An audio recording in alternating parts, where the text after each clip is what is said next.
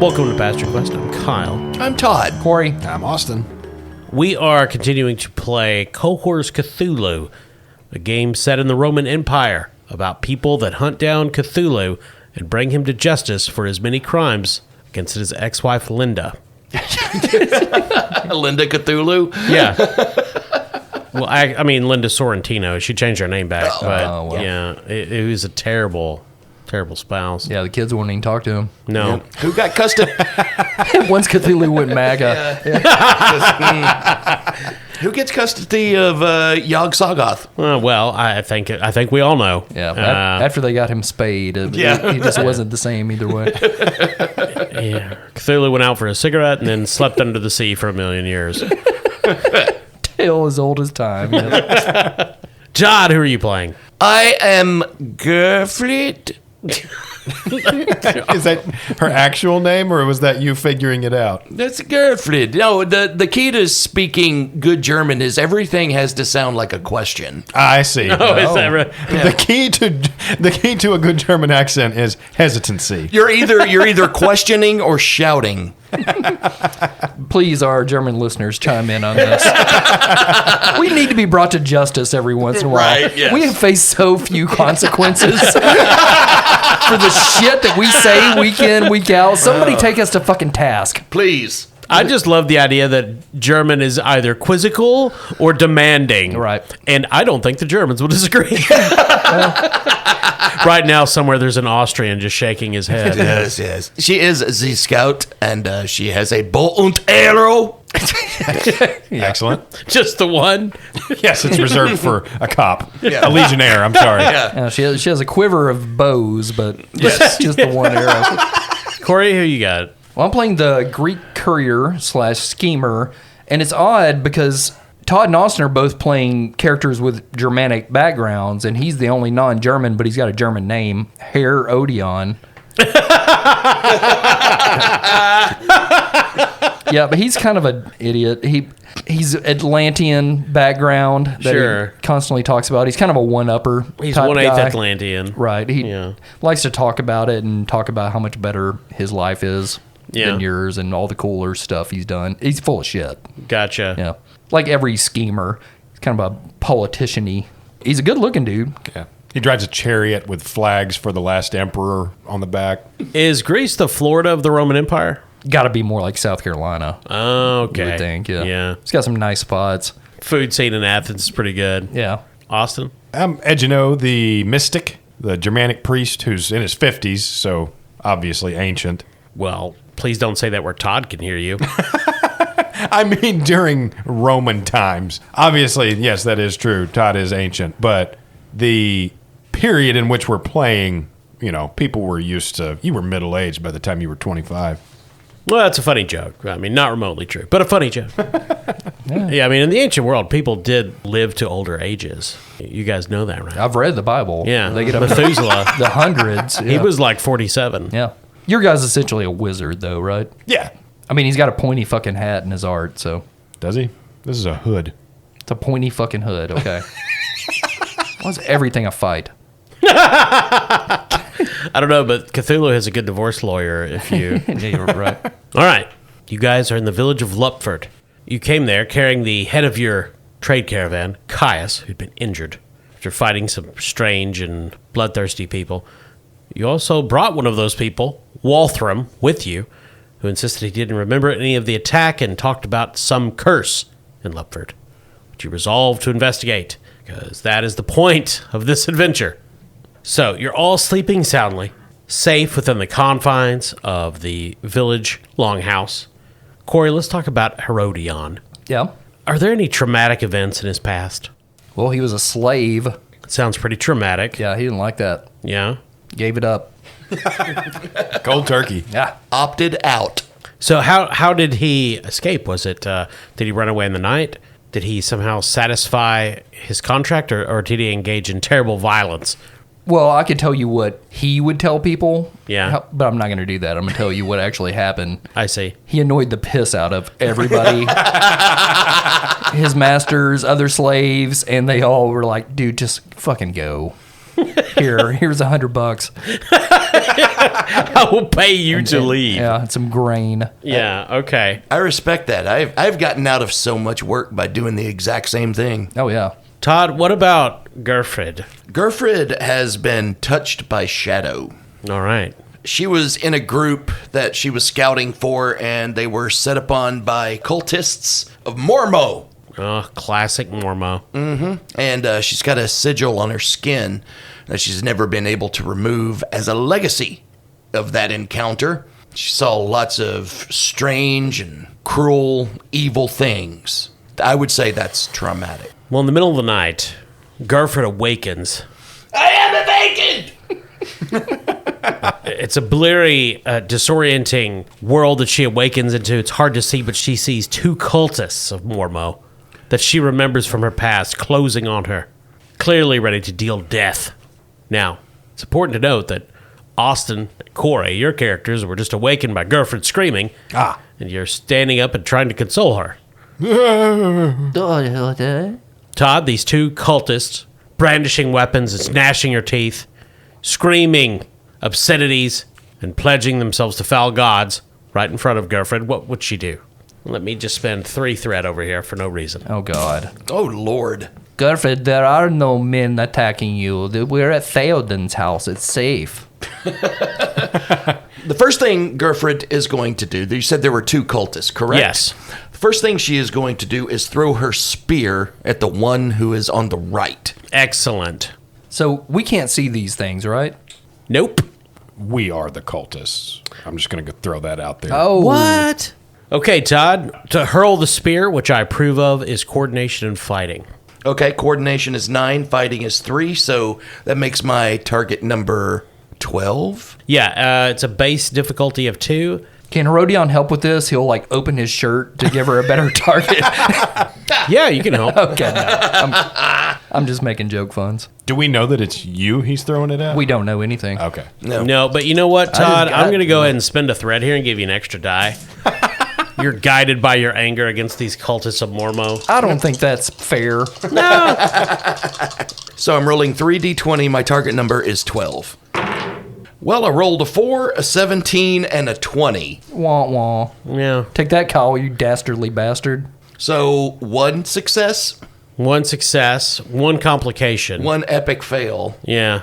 You know what, Todd? That is a failure. That's a good point. I'm going to go ahead and spend a threat and just let it make it a success. Let's roll your damage. I didn't know you could do that with I don't Yeah. think you can. You're right. I'm going to. Todd, roll your damage. My spear damage is going to be 4d6. I don't know that that's enough, Todd. I'm going to give you 2 threat, and you add 2 more d6s on there.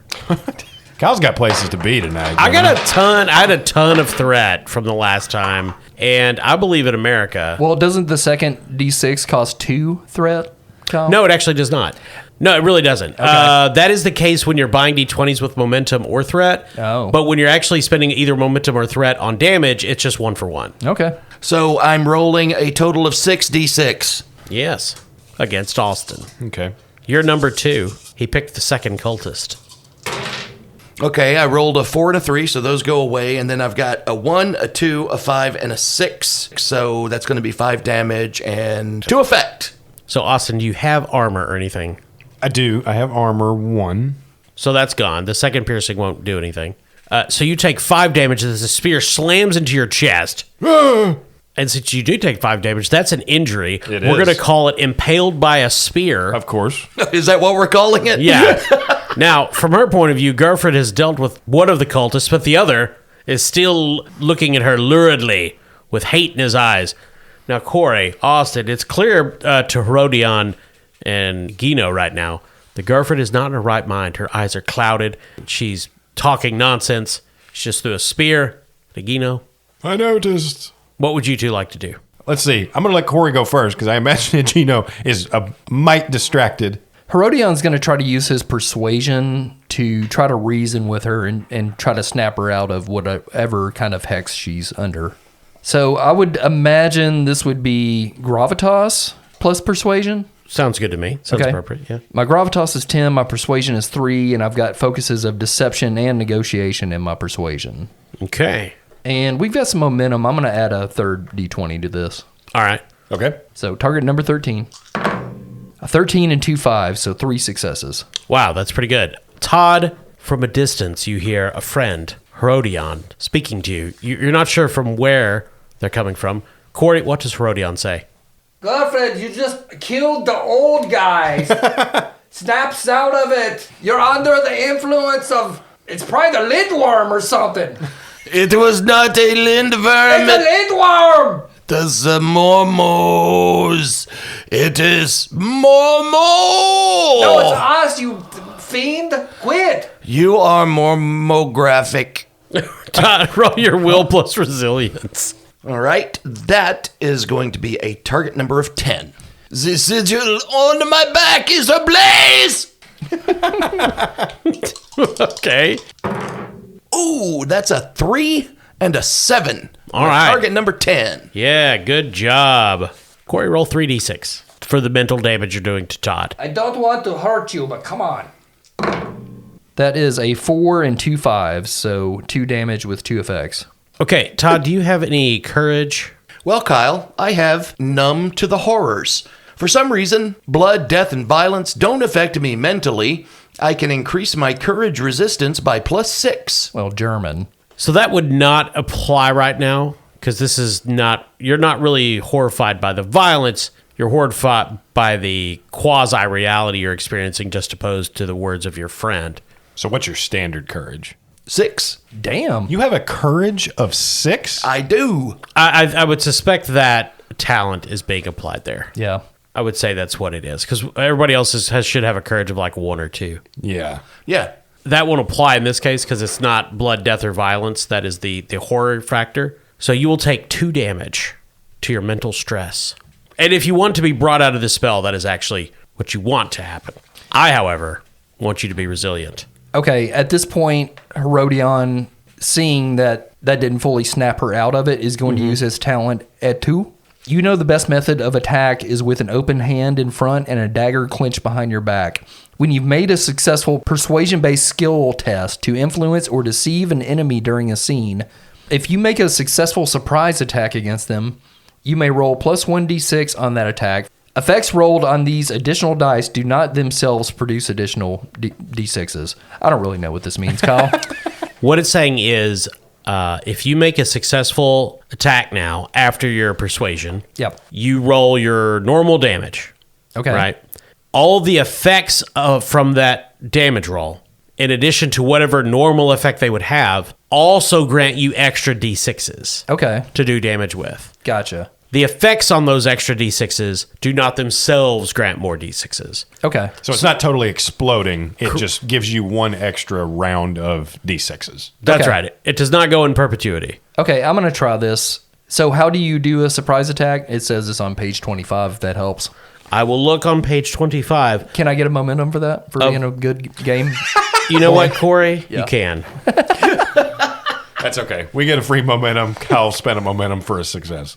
I feel like some patrons are going to light us up for that. I don't care. We'll kick them out. The element of surprise is a powerful advantage in a fight. If a character's target is unaware of them before they attack, or if the target doesn't consider the character a threat, then the target does not have guard. An attack against an unaware, unsuspecting foe is a surprise attack. A successful surprise attack gains the intense damage effect. Ooh, I don't remember that one. Oh, God. If the attacker's weapon is already intense, it inflicts an additional 2d6 damage. Intense. Ooh, if the attack inflicts an injury and an effect is rolled, the attack inflicts an additional injury. Oh, so it's essentially, I guess, like vicious. Okay. Oh, no, if the attack inflicts an injury, meaning if you do at least 5 damage, then your effects get worse. Oh, so that's just compounding. So this is actually potentially very powerful ability you've got going here. Yeah.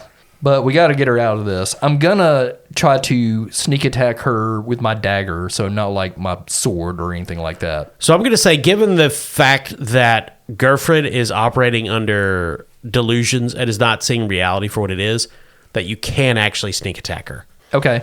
Since her head is kind of turned, like listening to the disembodied voice of Herodion. Yeah, she don't know where you actually are. She's gone crazy. So what attributes do I need for a sneak attack? You just roll a normal attack. Okay. So my dagger, would that be brawn and fighting? It is agility and fighting for a melee attack. Okay. Agility's 9. My fighting's a 2. So target 11.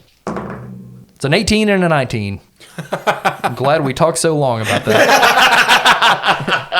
So in this game, like most 2D20 games, well, they don't explicitly call it fortune, but there is a fortune mechanic, which is like a meta currency that lets you re-roll and stuff like that. Indeed. In COHORS, we all have like an item that functions that way. Mine is Lucky Charm. This family heirloom is a small egg-shaped ovoid of strange metal thought to have been blessed by Taiki. Once per adventure, you can invoke this good luck charm the same way you would use a fortune point. Oh, okay. So I'm going to rub my egg. How long have you been waiting to deploy that? Thinking about my family, and I sing the little song we would sing in my brain. Herodion. Swimming underwater with my mom and her daughter. It's me, the egg. It's my sister. And then I squeeze the egg. Use me. Put me in the normal place. No. Oh, that's tacky. But in your hand to invoke my power. Thank you. What did you think it was going to be? I don't like this egg. Did you think it was going to be weird? Go back to my satchel. Oh. So I'm going to re-roll these 2D20. I'm glad we have this aside. It's worse than Steve the Ring. Steve was a saint. That's an 8 and a 12, so 1 success. So normally, in a lot of 2D20 games, the default attack difficulty is 2, and I just assumed that's what it was here. But actually, the default difficulty is 1, because typically the target would roll their own agility plus fighting against you. But in this case, that's not happening because of all the weird stuff happening in Gerfrid's brain. So that actually is a success. The Bobbins! Oh. So with a saying Oh. back in Atlantis, you see. It was me, the egg. I did it. I said you pipe down, Eggy. Put me where That'll kill you me. want. All right, so roll your basic damage for the dagger, Okay. and we'll see how many nonsense effects you get to roll more dice. Okay, it's 3d6. That's a 1, a 2, and a 5, so 4 damage with 1 effect. The effect on the dagger normally is piercing. But then my at 2 skill gives me another die to roll. Yep, from the effect, yes. Okay.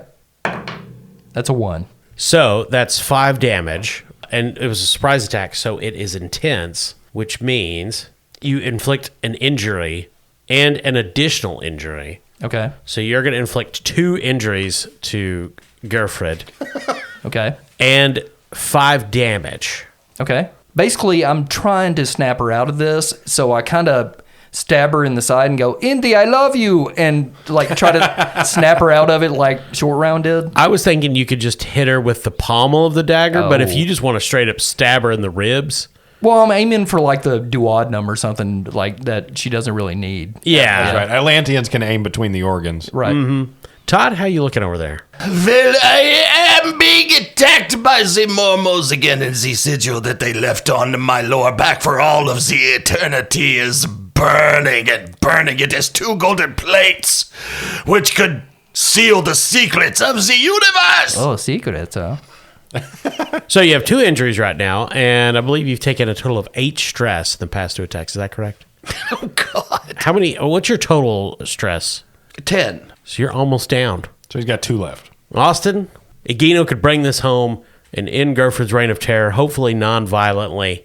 Oh, that's an option? It's an option, yeah. Oh. Yeah, you could have been doing non-lethal damage. Well, that's what Gino's going to do. You can take the boy out of Atlantis. You can't take the Atlantis out the boy. We stabbers. I do remember that's how Plato ended his tale of Atlantis, with their stabbers. A lot of questions about that over the years.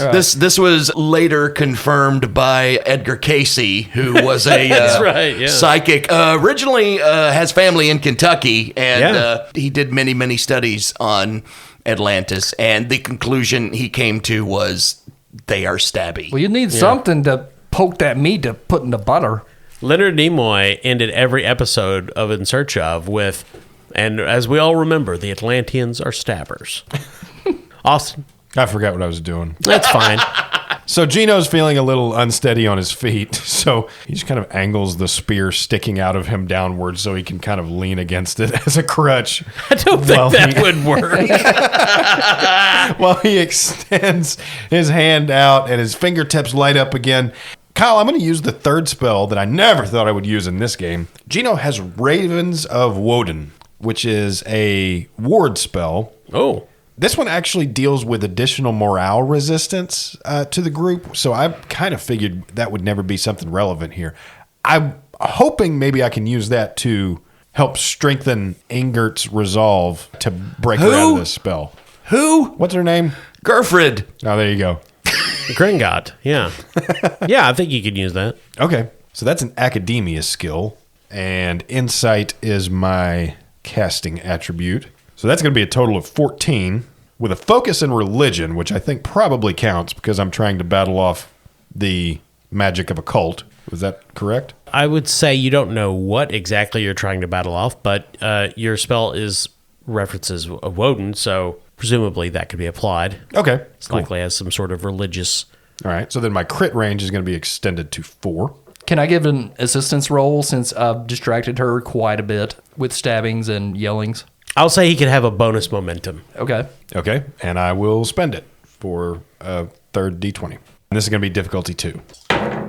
There's 2 3s and a 12, so that's a total of 5 successes. Cool. I should have let you go first, I guess. So how much does it increase the mental resistance by? It's equal to the spellcaster's power rating, and in this case, my base power rating is for 4 effect dice. Okay. Todd, you take an additional 4 stress. Oh, God. I only have 2 left. Well, that's a you problem. And you go unconscious, collapsing in a heap with a strangled scream. Yay, we saved her! But ripping itself free from your body is a faceless, terrible thing, misshapen and bent. A single dark reflected orb where its eyes should be. It rises up, this disquieting presence. Does Herodion or Egino really know anything about the mythos or strangeness? Well, Herodion just joined a branch of the Fingers of Dawn. Okay, so he would know something. A little something. Yeah. But he's also from Atlantis. I don't know if I mentioned that. You hadn't in Okay. the past 2 minutes. But part of my Atlantean ancestry, you might receive visions or experience inexplicable phenomenon related to your Atlantean ties. So he's seen some shit. And he stabbed it. Stab you silly. And Gino is versed only in the power of Tyr. Egino doesn't know anything about Germanic folklore. Yes, he would, just because he is of a Germanic tribe and a tribal elder. Yeah, so you have heard folktales about these sorts of creatures. Druid, they're called. Shape-shifting monsters from the underworld who feed on fear and delight in causing torment. The stories talked about them taking on the shape of an animal or a person, but apparently they can also somehow take control of them, perhaps invading their dreams. But this thing definitely rose up out of the body of Gerfrid. It howls at you and then flees into the night. Get it, catch it. Pokeball. You do have a Pokeball that is on your character sheet. yeah. If you look under It's true. Germanic Spear. It's right here under the stupid section. Yeah. So much Roman stuff in this game so far. Oh, yeah. But it flees. Gerfrid, meanwhile, lies on the floor bleeding out in front of you. Gerfrid, you are welcome. Time to go back to sleep. What happened to the Mormos? Is Gerfrid conscious right now, or? Gerfrid is not doing great. Okay. Gino's going to use his cool under pressure talent for medicine. When the situation gets tough, you take a deep breath and get the job done. When you make a medicine-based test, you may spend a fortune point to automatically pass that skill test, but you generate no momentum. Oh, okay. That would be great for treating Gerfrid's 2 injuries. Technically 3 injuries. Yeah, which I'm going to do. There you go. With no actual test to roll, is there a way, Kyle, of determining exactly how successful I'm going to be in treating Gerfrid's wounds? Well, you can roll coordination in medicine or insight in medicine, depending on your angle. Okay, and just we're going for a certain number of successes? Yes. Okay, then I'll spend a momentum to roll 3d20 again. Yep. This is difficulty 2. All right, coordination is 7, medicine is 2, with a focus and field treatment, which I think is going to apply because I have to do this fast. Yeah, it's from the Atlantean stabbings. Trying to beat a 9. There's a 5, a 7, and a 2. So a total of 4 successes. Wow. Cool. So if you were successful, which you were, That treats a single injury. You can also treat an additional injury per 2 momentum spent. So you can take 2 of Gerfrid's injuries right now. Let's do it. Still doing this with the spear sticking out of him, by the way. Right. Worry not, friend Egino. I will save you from this biting spear. Thank you. Just hold it. Use it to hold me steady while I work. I will stab it out of you. Oh, here I come. Here comes Herodion. I really hate Atlantean medicine. Stab. It was a real downfall of the civilization. Yeah. They invented surgery, but it took a long time. All right. Also, you're going to treat your own injuries? I will give that a shot. Where does that leave me injury-wise? Oh, you only after have that? 1 injury right now. So what about his stress? Yes. Oh, you've still got tons of that. Okay, so I'm down to 1 injury, but I'm still full of stress. You are. Okay. So the third injury has to be taken away before we can start taking away stress. As far as I can tell, there's no way to actually remove stress via one of your skills. It just goes away once the scene ends. Okay. Gotcha. I guess that is a good way to do it because we don't need to forget 2d20 system. This combines physical and mental stress. Yep. So when this scene is resolved, their stress will go away. They still will have that 1 injury, but it can make life a little harder, but it is not a defeated state. Gotcha. And as a reminder, you have an injury left because when we filled up your stress meter, that counted as an additional injury, correct, Kyle? That is 100% correct. All right. So I also assume I can't use that talent again a second time in a row. No. Okay. I All wouldn't right. So think then I'm just going to straight up try to make this standard coordination and medicine roll. Again, the field treatment focus will apply, but I'm not going to spend any momentum. I've got plenty of stress remaining. Yeah, just raw dog it. I'm just going to see how I can fix this injury. Gerfrid is slipping in and out of consciousness, and she says, okay, 2 questions. Who stabbed me? And number 2, wizard, why do you have my spear? Gerfrid, my friend, it was crazy. A bear came in. Just started pawing at you while we were sleeping. We were so sorry, but we defeated him. And you know, all things considered, I really believe this is my spear now. The least you could do, old chum. I sleep again. All right. All right, so here we go, trying to heal myself. Not as good. I rolled a 9 and a 19, so 1 success. You take the spear out. You're still bleeding. Do you need stitches? Let me get my needle. It's a knife. So that does not count as recovering your injury. Okay. You'll be fine, though, probably. As Okay. long as you don't take 2 more. We just started the game. Yeah. Well, you know, We haven't even talked to the cult yet. not yet. Okay. Is there anything I can do to try to remove some injuries from Gerfrid? Have you thought about your dagger? You know I have. From Gerfrid. Not unless you have medicine or you want to try to remove... Well, yeah, you really have to have medicine either way. To attempt to remove mental injuries, you can do insight and medicine. Well, I don't have medicine, but I've got academia. Uh-huh. And in my equipment, I've got a personal library of choice reference materials. What are you going to read her to healing? Well, read how to fix a hurt. Come on. You know what? I'll say it's harder, but you can attempt to do so. Okay. If you read soothingly and happily enough, Gerfrid, deep in slumber, will handle some of her trauma. Okay.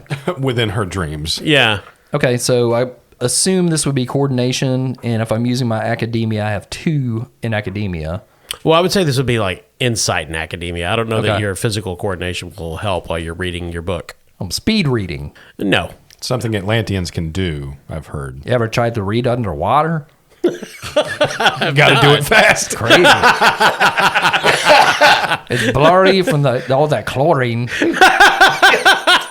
That's it. Yeah. I grew up in a gated reef. I would let you do insight and academia, or that's about it. I love the idea that Atlantis is nothing but chlorine and soft water. Yeah. My target number would be 10. I have a focus in my academia finance. Can I be like, you don't have to worry about the hospital bill this way, Gerfrid? I don't think Gerfrid would be worried about that in any event. Okay, Yeah. up yours. She doesn't seem very fiscally oriented. Okay, well, target number 10. That's a 15 and a 9, so 1 success. No, that is insufficient. While you do put Gerfrid into a deeper level of sleep, her mental trauma remains. Here, Gerfrid, let me fluff your pillow. And he just starts stabbing. All right, so the next morning... Okay, we just give her to sleep. Well, Gino passed out from blood loss shortly after. I am actually fine. Guys. You awaken bleary-eyed and bloodier than you went to bed the night before. I'm fine, I said. Outside in the clearing, what passes for a village square, Miltrude is roasting rabbits over a fire. Oh, don't mind if I do. I'm famished. I had weird dreams last night, and they were good. You had weird dreams. My dreams were terrifying. Oh. I was being chased by a French dwarf. Well, That's a mini game Gertrude went on. The old woman is Gerfrid! hunched over the fire looking at all of you. It was the curse. It visited you. It definitely visited me. You look like you got stabbed with a spear. I just so happened to have. I'm going to need that back, by the way. I'm keeping it. y'all need to do something about all these bears. She looks at Gerfrid says, "It looks as if you were stabbed multiple times with an Atlantean dagger." No. Don't listen to peasants. You told me it was bear. That bear had the strangest claws I've ever seen, Gerfrid. We do have a lot of bears around Yeah, here. that's what it was. I saw the Mormos. I think that was that bear's name. I heard of his legend of Mormo the bear. Mormo the bear. He of the Atlantean dagger fingers. It's real fucked up. It's been a while since I've seen it. It's Rome, dude. There's all kinds of crazy creature. But I'm pretty sure that the evil bear in that Disney movie about the Scottish archer girl is named Mormo. Is it? I think it is. Oh, just proves my point. Yeah. So it could have been that evil Scottish bear, Mormo. Right. Why not? Let's add another culture into this Roman game. All right. So you are sitting down with Miltrude eating breakfast. You got any fish? She shakes her head. Nah. No. And she tells you that your friend Caius is sleeping well in a nearby empty farmhouse. He's not so much a friend as he was our manager. Oh, well, he's doing well. He was a pretty good one. He knew you don't cross that boundary as a good boss. Yeah, he's essentially our roadman. He just made sure anywhere we stayed had the right sodas and Water, wooden hangers. splash. Well, I did not care for him. He said today he wanted to make sure that you all knew that it was very important to the GM that you investigate the cult and conclude the adventure. I don't think we're going to do that today. He said if you didn't, you would pay for it in the next game we play. Oh, he said he just looked at his watch and that's probably not going to happen today. That'll probably be the next session.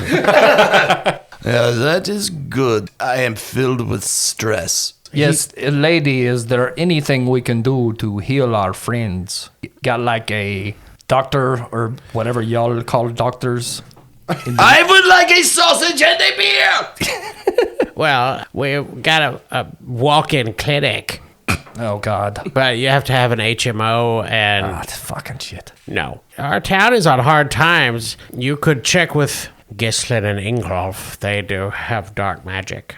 That's the cult guys you were telling. Ghislaine and Jeffrey. What is it? Ingolf. No, I didn't say it was a good idea. I just said you could do that. live on an island. Well, we have to look into them anyway. I suppose we could go visit their revival tent or whatever the location was. She explains that they have a farmstead just on the other side of the village. She says there's also the lindworm out in the forest. It's said to have healing powers if you spill its blood. I don't want to fight that. That's a Gerfrid thing, and Gerfrid is in no shape for such a battle. Oh, it'd be a terrible idea. Yes. Yes, the GM doesn't have stats for lindworm, so he'd likely just find a reason just to be a mean person. I will hunt the lindworm. And there they go, just not listening. Okay, we will go to this cult, and we'll take care of this. Don't worry, lady. Okay, guys, inner tube, which is what he says when it's like huddle up. Oh. We put our arms around each other in a circle. And Atlantean saying, yes. Guys, I think we can serve both our purposes here. Yes, we could go see the cultists under the guise of getting our rather extreme wounds treated and learn more about the cult itself and possibly kill them. I will treat my wounds with lindworm blood. But first I will follow you. Yes, we will get you taken care of, Gerfrid, so you can be in full fighting force shape to destroy this worm. And I will help you, because I feel so bad about that bear. I should have been more alert. And I might help, depending on how our relationship goes through this first adventure. Okay. It is okay. The last time I was attacked by the Mormo, they had a bear then too. As a matter of fact, it was the bear that used its claws to carve the sigil into my lower back. These bears nowadays, Caesar need to do something about these. Yes, it's about time someone mentioned something Roman. Let's go. Dude always just sitting around eating salad all day.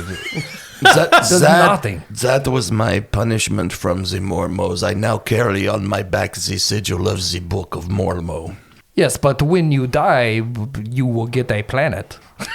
All right, so, guys, gather yourselves, wipe the last bit of rabbit off your faces, and march across the village towards the ominous, foreboding house that is just called the Gislin Farmstead. It has a rather uneventful name, but you can just tell it's full of dark magic. Yeah, it's full of, there's lots of black lights. And right. This reminds me of the annual JC's haunted house back in Munich. Yeah, that's right. So we will be returning to COHORS Cthulhu. Probably one more session. I think you guys will solve it through extreme violence. Solve it. Yeah. Yeah. Correct me if I'm wrong, Kyle, but I think this is like really the first time we've been playing a game where we were attacking each other. Has that happened before? Outside of Call of Cthulhu itself. Yeah. Yeah, that happened. Yeah. Anyway, I just thought it was an interesting episode where we're just fighting amongst ourselves instead of, well, I mean, obviously we're fighting because of some evil outside force, but Sure. It's time to tell you something, Todd. And I removed my mask to reveal a bear has been playing Corey this entire time.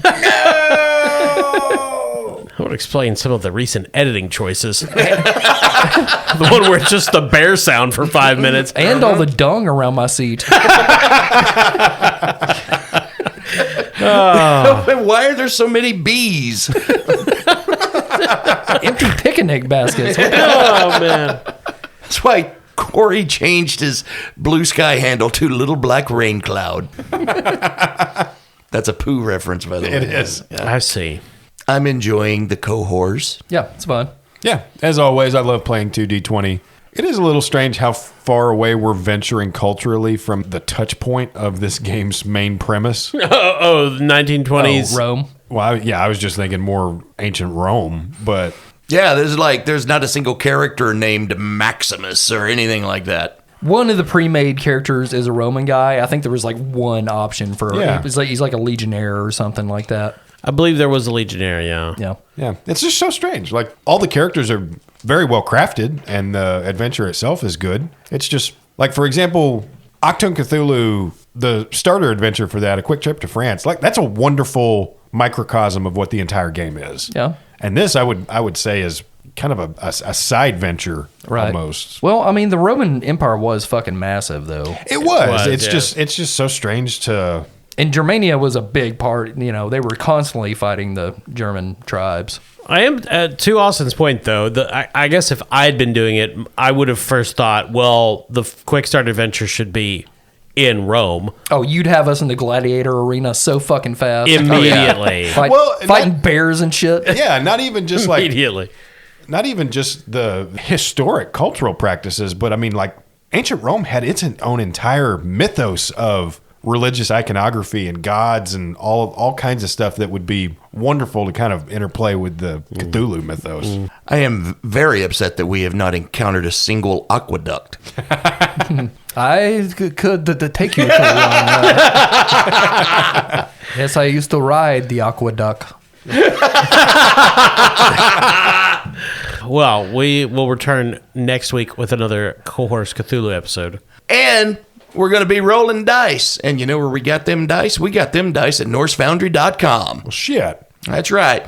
They got all manner of dice made out of all manner of materials.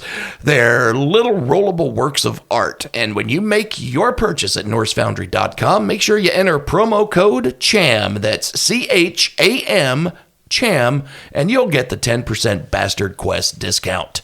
We'd also like to thank our sponsor, Barrel and Bond, 100 Broadway Street in beautiful downtown Paducah, right there on the banks of the Ohio River. You know, we talk a lot about their bathroom. We do. And this game is set in Europe. Yes. So if you're European, make sure you do it. The Barrel and Bond bathroom. European, I'm a peon. We all a peon. I hate you with every fiber of my being. What did I ever do? Wouldn't you like to be a peon too? Boy, howdy. I can't believe people listen to this. It's the stupidest shit we've ever... I mean, no one is listening by this point in the episode. But if you are, we thank you. We thank you for your comments, your reviews, your engagement, your subscriptions, if you're patrons out there. Yeah, thank you. We know who you are. It's Kyle's wife, like, signing up for multiple Patreon accounts. That's right. And she's created this whole, like... Assuming a culture of personalities. all these Discord people she's created. I mean, It's God insane. bless her. I mean, she has to, like, take care of I mean, like, Kyle takes care of the kids. She hasn't seen the kids in, like, 6 months. Yeah. No, she's building the sprawl from True Detective, figuring out all these fake patron members and Right. all their personalities and quirks and nuances. Our Patreon Discord is just her very own little Sim City. That would explain the closet full of beer koozies. Where am I mailing all this shit? This is expensive. Yeah, Damn. it's not worth it. No. Thank you for listening. I'm Kyle. I'm Todd. Corey. I'm Austin.